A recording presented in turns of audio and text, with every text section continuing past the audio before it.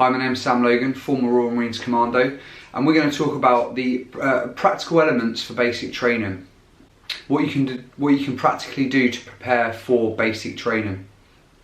Number one, taking cold showers is a really good way to get accustomed to being cold, basically. Especially in Royal Marines training, you're getting thrown into rivers and lakes all the time and stuff, so really good to get used to just being cold and cold water.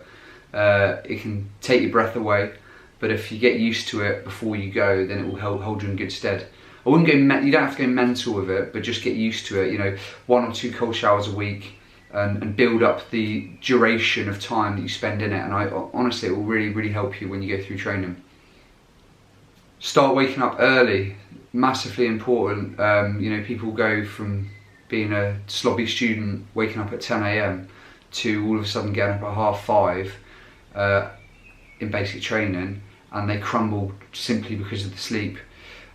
Also, a really good practice to do is to, as soon as you wake up, go out for a run or do some exercise, or you know, have a good stretch off on mobility. Just get used to moving around at early hours.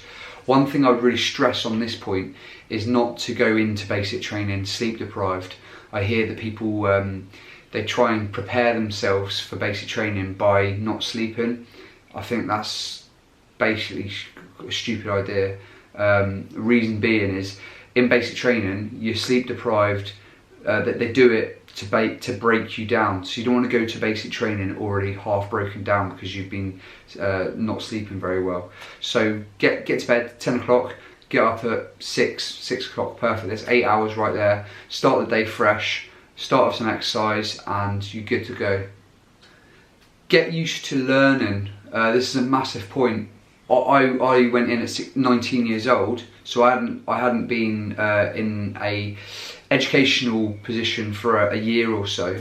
And so when I went into basic training, there's loads of learning to do. Bearing in mind you're sleep deprived, just absolutely shattered in general from physical exercise, and now you've got to switch on for all these lectures.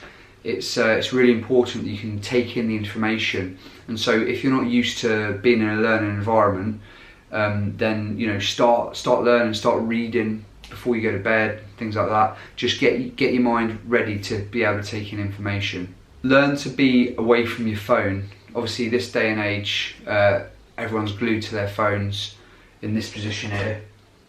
Right, so learn to be off your phone. Just put it away for the day. Have a little read of your messages or whatever in the morning. Put it away for the day, and then in the evening, have a little scan, and then boom, away again. In basic training, you're not going to have the luxury of being on your phone 8 hours a day. And quite frankly, when you're in training, you realise how much time you spend just wasting your day with screen time.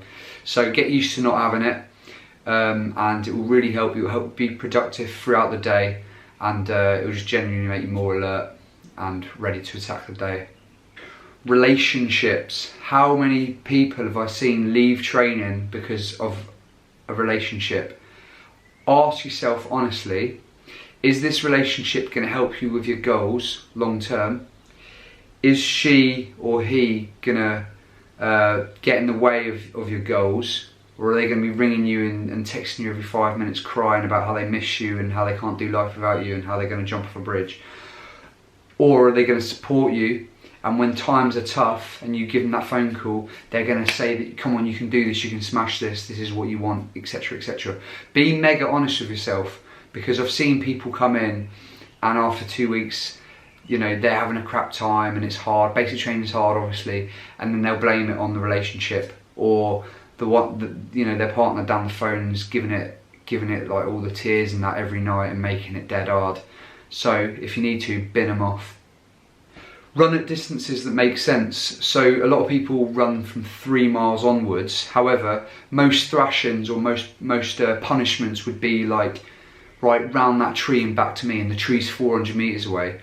Or in Royal Marines training especially, camp circuits at 800 metres. So get used to running these distances, because people can plod along for 6 miles, 10 miles, but are you ready to be able to do a 800 metre run in what, like 2 minutes 30 or 2 minutes 15 or whatever? So start getting used to these mid-distance ranges, and also loads of sprint training as well. Makes you dead powerful. Something called IMF, especially in Royal Marines training, which is all about being dead fast and everything like that. So make sure you're prepared for the sprint work as well. Use this time to learn about things that you're going to be doing in training. For instance, the British standard rifle is an SA80 A2 rifle. So it doesn't matter what service you're going into, learn about the SA80 A2 rifle, learn about its working parts, about how many rounds the magazine holds, etc. And just learn these things, because everyone's going to be having to learn about it in training when you're sleep deprived and when you've got a million other things going on. Use this time before training to learn about things like that. I'm talking map reading, learning to iron, learning how to polish boots. You know, you're going to learn these things anyway, but get to grips with them. You know, you don't have to be an amazing ironer before you go, but just learn how to at least turn the iron on and use it. Learn how to look after your body. Learn how to stretch, learn how to use a foam roller, take a foam roller with you. All these things. Start learning about the niggly injuries that you've got, or the tight hamstrings, the tight hips, and start working away at them. So for instance, I've got naturally quite tight hamstrings, so I smash my hamstrings out, really stretching them, holding each stretch for at least 2 minutes, which creates soft tissue change. Not 15 seconds like your PE teacher told you when you were 10. 2-minute stretches. Put your phone in front of you, turn the timer on and sit in a stretch for 2 minutes. Start learning about your body, start learning about do you get blisters in certain places, and learn how to tape them, etc, etc. Because in training it's 100 miles an hour, and if you start getting niggles and things like that, they easily flame up into bigger injuries. So if you can look after your body now, it will pay massive dividends when you're in training. A huge point, right, that's massively overlooked, dead simple, but the right underwear. So I bought lycra shorts, you know, what you'd wear for like football or rugby. Wear them into the field, wear them in throughout training. Stops chafing, they dry easily, so when you get thrown in a river, they're drying quicker. And also cotton, normal boxers are obviously made of cotton, and that rubs on your privates and all that sort of stuff, and creates chafing, which causes massive issues later down the line. So lycra boxers, and also maybe invest in a thin pair of Bridgedale socks, just to stop friction of the military socks on your feet. Final point for now.